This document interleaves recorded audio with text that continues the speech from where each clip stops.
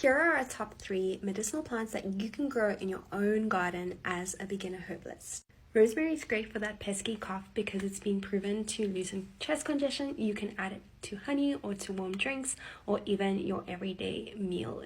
Mint contains the plant compound menthol, which helps relieve stomach spasms. So if you're suffering from stomach cramps, a mint tea is the way to go.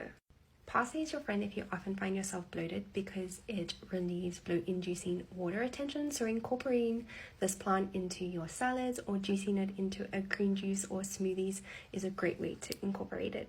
Follow Center of Excellence to learn more about the ancient art of herbal medicine.